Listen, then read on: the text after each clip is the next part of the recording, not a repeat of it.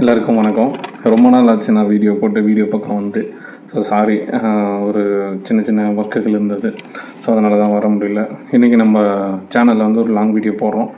உங்களுக்கு ரொம்ப யூஸ்ஃபுல்லான வீடியோ. ஏன் இதை நான் யூஸ்ஃபுல் வீடியோன்னு சொல்கிறேன் அப்படின்னா, நம்ம சேனலில் எல்லாமே உங்களுக்கு யூஸ்ஃபுல்லாக தான் இருக்கும். இருந்தாலும் லாஸ்ட் டைம் நம்ம கோல்டை பற்றி பேசியிருந்தோம். இப்போ வந்து சில்வரை பற்றி பேசலான்னு இருக்கோம். ரீசெண்ட் டைமில் வந்து கோல்டோட ப்ரைஸ் இன்க்ரீஸ் ஆகும்போது எல்லாருமே வந்து சில்வர் இன்வெஸ்ட்மெண்ட் பண்ணலாமா, சில்வர் மேலே வந்து ஒரு தாக்கத்தை ஏற்படுத்தி விட்டுருச்சு. அதாவது என்ன சொல்லணும், ஒரு அடுத்த கோல்டு அடுத்த விலை மதிப்பு ஏறக்கூடிய ஒரு பொருளை வந்து சில்வரை நம்பலாம் அப்படின்னு சொல்லி ரொம்ப ஹைப் ஏற்றி விட்ட யூடியூப் சேனல்ஸ் அண்டு சோஷியல் மீடியாக்கள் எல்லாமே ஹைப் ஏற்றி விட்டுட்டாங்க. ஸோ இன்றைக்கி சில்வர் பற்றி தான் பார்க்க போகிறோம். வாங்க வீடியோக்களை போகலாம். ஃப்யூச்சரில் சில்வர் கோல்டு மாதிரி பூம் ஆகுமா?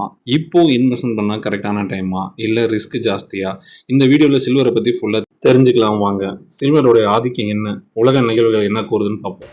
உண்மை தகவலை ஆராய்ஞ்சு மக்களுக்கு தேவையான உண்மை கருத்துக்கள், மைய கருத்துக்களை அலசி ஆராய்ஞ்சு எழுதி மக்களுக்கு தரப்பட்ட ஒரு காகிதமாக இல்லாமல் அது ஒரு கதையாக வடிவமைத்து மக்களின் கையில் உள்ளங்கையில் இருக்கும் உங்கள் தொலைபேசிக்கு கொண்டு வருவதே எனது நோக்கம். இதுவே என் படைப்பு. ஆம், நான் உங்கள் நவீன் ஃபேக்ட் ஹப். ரீசெண்ட் டைமில் இந்த சில்வரோட ரேட்டுங்கிறது ரொம்ப ஹைப் ஆகிட்டும் இறங்கிட்டு தான் இருக்குது. எல்லாருமே ஒரு இண்டஸ்ட்ரியல் மெட்டலாக இருக்கக்கூடிய சில்வரை வந்து ஒரு சேஃப்டியான லைஃபு, அதில் இன்வெஸ்ட்மெண்ட் பண்ணுங்கள், அது வந்து உங்களுக்கு நல்ல க்ரோத் இருக்கும், ஃப்யூச்சரில் அதுதான் வந்து கோல்டுங்கிற இடத்த பிடிக்க போகுது, சில்வர் இருக்கிற இடத்துக்கு காப்பர் வரப்போகுதுன்னு சொல்லி ஒரு ஹைப் ஏற்றி பார்த்துருப்பீங்க. ஆனால் உண்மையாக சில்வரில் இன்வெஸ்ட்மெண்ட்டை நாம் எல்லாருமே நம்பலாமா? சில்வரில் ரோல் என்ன, சில்வர் வந்து என்ன மெட்டீரியல், இப்போ வந்து பார்த்தீங்கன்னா அதோடைய தேவைகள் என்ன இருக்குன்றதை தெரிஞ்சுக்கிட்டால் தான் அதோட வேல்யூ என்னன்றதை தெரிஞ்சுப்போம். ஸோ அதை பற்றி இப்போ நம்ம தெரிஞ்சுக்கலாம். அதை பற்றி கொஞ்சம் புரிஞ்சுக்கோங்க. What is the silver? அது ஏன் இந்த மாதிரி டைமில் திடீர்னு விலை இருந்துச்சு? வெள்ளி ஒரு விலை மதிப்பு உள்ள ஒரு பொருளா அப்படின்னு பார்க்க முடியுமா அப்படின்னு கேட்டால் இது உண்மை கிடையாது. அதை ஒரு விலை மதிப்பான ஒரு பொருளா, அதாவது ஒரு தங்க நகையாகவோ இல்லை ஒரு சேமிப்பு பொருளாகவோ பார்க்கலாமா அப்படின்னு என்கிட்ட கேட்டால் கண்டிப்பாக வெள்ளி அதை பார்க்காதீங்க. அதுக்கான காரணம் என்னன்றதை நான் வரிசையாக சொல்கிறேன், அதை தெரிஞ்சுக்கோங்க.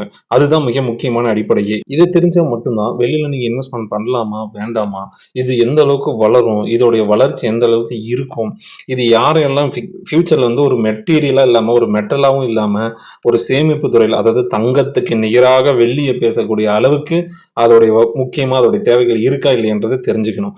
பொதுவாக வெள்ளி இப்போ அடிப்படையாக எங்கெங்கெல்லாம் பயன்படுத்தப்படுகிறதுனா, இந்த எலக்ட்ரானிக்கல் சம்மந்தப்பட்ட பொருட்கள், நீங்கள் பார்த்துட்டு இருக்கக்கூடிய இந்த சிப்பு, இந்த அந்த ஏதோ போர்டுலாம் சொல்லுவாங்க பார்த்தீங்களா, அந்த பொருள், எலக்ட்ரானிக்கல் அந்த ஸ்விட்ச் பாக்ஸு, இந்த ரிமோட் பேனல், இது எல்லாத்துலேயும் பயன்படுத்தப்பட்டு வந்துட்டு இருக்குது. அதை விட மிக முக்கியமாக நம்ம என்ன சொல்லணும் அப்படின்னா, இந்த சோலார் பேனல்ஸ்லாம் இருக்குது பார்த்தீங்களா, இந்த சூரிய மின்சக்தி தயாரிக்கக்கூடிய அந்த சோலார் லைட்டு, இந்த சோலார் பேனல் எல்லாமே உள்ள மிக முக்கியமான ஒரு ரா மெட்டீரியலாக வந்து வெள்ளி தான் மிக அடிப்படை ஒரு பொருளாக பயன்படுத்திட்டே இருக்காங்க. அதை விட அதிவேக வளர்ச்சியில் இருக்கக்கூடிய இந்த இவி கார்ஸு, இவி பைக்ஸ்லாம் இருக்குது பார்த்தீங்களா, அதில் மிகப்பெரிய அடிப்படை ஃபார்முலாவே இந்த வெள்ளி தாங்க. இந்த வெள்ளியை இந்த மாதிரியான எலக்ட்ரிக்கல் பொருட்களில் மிக முக்கியமான பங்காக வகிச்சிட்டு இருக்கு. இதையும் தாண்டி இது என்னன்னா, நமக்கு அடிப்படை வசதி தேவைகள் இருக்கக்கூடிய மருத்துவத்துறையில், இப்போ நம்ம மருத்துவத்துறையில் பயன்படுத்தக்கூடிய இந்த மெட்டீரியல் இருக்குது பார்த்தீங்களா, எக்யூப்மெண்ட்ஸ், அதில் வெள்ளி தாங்க மிகப்பெரிய அடிப்படையான ஒரு பொருள். அதோடைய நீடை வச்சு தான் இப்போ மருத்துவத்துறையும் கொஞ்சம் அதிகப்படியான வளர்ச்சி அடுத்த கட்டத்துக்கு போயிட்டு. இது வந்து மறுசுழற்சி துறையில், அதாவது ரீசைக்ளிங் பண்ணக்கூடிய டிபார்ட்மெண்ட்டில், தொழிலக துறையில் பயன்பட வரைக்கும் இதனோட வளர்ச்சி இருக்குமா அப்படின்னு கேட்டால் அதனுடைய வாய்ப்பு மிக மிக மிக மிக குறைவுன்னு தான் எல்லாருமே சொல்கிறாங்க. இப்போதைக்கு மக்கள் ஏன் வெள்ளியை பற்றி இவ்வளோ ஹைப்பாக பேச காரணம் என்னன்னா,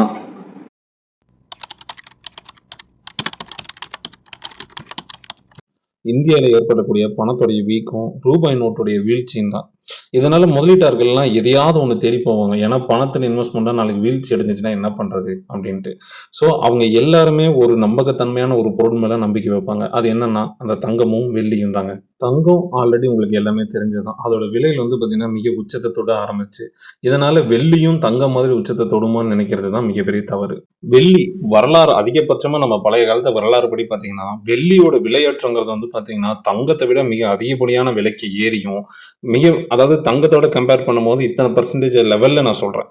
சடன்னு பார்த்தீங்கன்னா வெள்ளியோட ரோட்டு குப்புன்னு ஏறும். அதை விட ரொம்ப கம்மியாக அதோட ரேட்டும் கீழே இறங்கிடும்.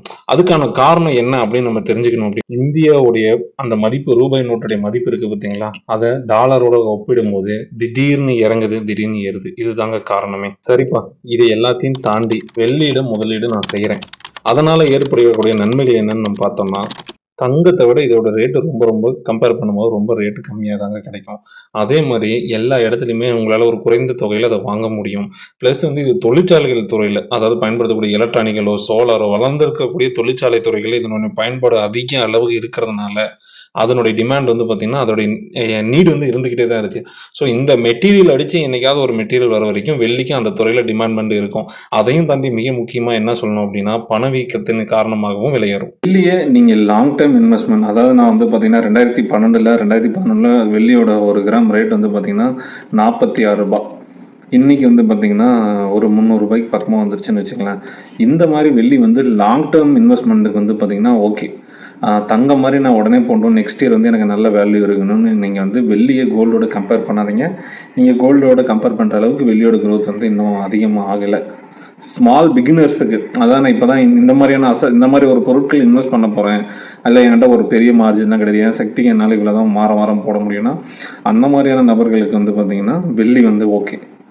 வெள்ளியில் இருக்கக்கூடிய ரிஸ்க் அண்ட் ரியாலிட்டியை அடுத்து நம்ம பார்க்கலாங்க. அதான் ரொம்ப முக்கியம். என்னென்னா விலை பார்த்திங்கன்னா சடனாக ஏறும், சடனாக இறங்கும், மிகப்பெரிய அப்ஸ் அண்ட் டவுன்ஸ் மாதிரி இருக்கும்.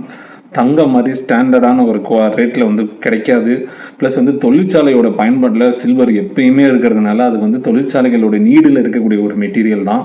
அது ஒரு இண்டஸ்ட்ரியல், இரும்பு எஸ்எஸ் ஸ்டீல் மாதிரி ஒரு இண்டஸ்ட்ரியல் மெட்டீரியலில் இருக்குது.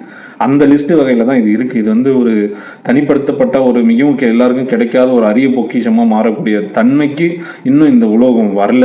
ஷார்ட் டைமில் டக்குன்னு லாஸஸ் வரலாம். நான் இன்றைக்கி போட்டேன், இன்றைக்கி பார்த்தீங்கன்னா 300 ரூபா ரேட் இறங்கியிருக்கு இந்த டேட்டு படி. ஸோ இன்னும் நாளைக்கு பார்த்தீங்கன்னா திடீர்னு இன்னும் 300 ரூபா இறங்கலாம், திடீர்னு 100 ரூபா இறங்கலாம். அதனால் ஷார்ட் டைமில் கோல்டு மாதிரி உடனே போட்டோன்னே க்ரோத் கிடைக்குமானா அது கொஞ்சம் கஷ்டம்தான். சோஷியல் மீடியாவோட ஹைப்பை தயவு செஞ்சு நம்பாதீங்க. சில்வர் தான் லைஃப், அடுத்த கோல்டுன்னு யாராவது ஏதாவது சொன்னாங்கன்னா அது ஃபேக்ட் கிடையாது. இருந்தாலும் நான் வெள்ளியில் தற்போது முதலீடு செய்யலாமா? அப்படி செஞ்சால் இதில் எந்த விதமான அல்லது எந்த மாதிரியான லாபங்கள் பார்க்கலாம்? வெள்ளியை மட்டும் முழுசாக நம்பி இன்வெஸ்ட்மெண்ட் பண்ணாதீங்க. ஒரு பெரிய தொகை இருக்குது, ஒரு பார்த்திங்கன்னா 1 கிராம் கோல்டு எடுக்கிறீங்க அப்படின்னா அதில் ஒரு 1000 500 இருந்தால் அதில் ஒரு 200 2 கிராம் 3 கிராம் வெள்ளி எடுத்து வைங்க, அது ஓகே. இல்லைனா சிறுக்க கோல்டு சேர்த்துறதா இருந்தாலும் ஓகே. ஏன்னா இது தங்கம் மாதிரி ஷார்ட் டைமில் இன்வெஸ்ட்மெண்ட்டுக்கு silver is not match for every one. இது யாருக்குமே ஷார்ட் டைம் இன்வெஸ்டர்ஸுக்கு வெள்ளி கை கொடுக்காது. டக்குன்னு விலையேற்றம் ஏறலாம், இறங்கலாம். உடனே நான் இப்போ கோல்டு இருக்குன்னா ஒரு எமர்ஜென்சியில் கொண்டு போய் நான் வச்சேன்னா அதே ரேட்டில் தான் இருக்கும். ஸோ அதனால் எனக்கு ஒரு பெரிய பாதிப்பு இருக்காது. பட் ஆனால் நீங்கள் நினைக்கிற மாதிரி வெள்ளி ஷார்ட் டைம் இன்வெஸ்டர்ஸுக்கு செட் ஆகாது. இறுதியாக வெள்ளியை பற்றி ஒரே ஒன்று, அதாவது என்னென்னா, இப்போ இந்த வீடியோ கூட எண்டுக்கு வந்துட்டோன்னு வச்சிங்களேன், லாஸ்ட்டாக வெள்ளியை இன்வெஸ்ட்மெண்ட் பண்ணலாமா வேணாமா அப்படின்னு நான் என்ன சொல்கிறேன் அப்படின்னா, ஃப்யூச்சர் பொட்டென்ஷியலில் இது இருக்குது, ஃப்யூச்சரில் இதுக்கான நீடு இருக்குது, டிமாண்ட்ஸ் இருக்குது. பட் ஆனால் அதே அளவுக்கு ரிஸ்க் இருக்குது. இன்கேஸ் அதோடைய டிமாண்ட் இருந்துச்சுன்னா ஓகே, அதுக்கான ரேட் நீங்கள் நினைக்கிற மாதிரி இருக்கலாம். பட் அதுக்கு சொல்யூஷனாக வேறு ஏதாவது ஒரு மெட்டீரியல், இப்போ சோலார் பேனலில் இதிலெல்லாம் தாண்டி அதோட மெட்டீரியல் நீடு இல்லை அப்படின்ட்டா, இண்டஸ்ட்ரியில் மவுஸ் இருக்கிற வரைக்கும் தான் அதுக்கான நீடு அதிகமாக இருக்கும். இல்லை அப்படின்னா அது விலை ஏற்றம் இறக்கம் வரலாம், மாற்றங்கள் வரலாம். கண்ணை மூடிட்டு வெளியே நம்பாதீங்க, அது மிகப்பெரிய இன்வெஸ்டர்ஸாக பார்க்க முடியாது. ஸோ இந்த வீடியோ பிடிச்சிருந்துச்சுன்னா மறக்காமல் லைக் பண்ணுங்கள். ஏதாவது கோல்டு சில்வரில் உங்கள் ஃப்ரெண்ட்ஸ் இருந்தாலும் இன்வெஸ்ட்மெண்ட் பண்ணலான்னு ஏதாவது ஐடியா சொன்னாங்கன்னா, முன்னாடி கோல்டை பற்றி போட்டிருக்கேன், அதை பாருங்கள். சில்வரை பற்றி இப்போ போட்டிருக்கேன், இதையும் பாருங்கள். கம்பேரிசன் பண்ணி பார்த்துட்டு உங்களுக்கு எது ஓகேவோ அதை நீங்கள் இம்ப்ளிமெண்ட் பண்ணி பாருங்கள். மறக்காமல் ஒரு லைக் போடுங்க. நம்ம சேனலுக்கு மறக்காமல் உங்கள் ஆதரவு எப்போவுமே கொடுங்க. நன்றி, வணக்கம்.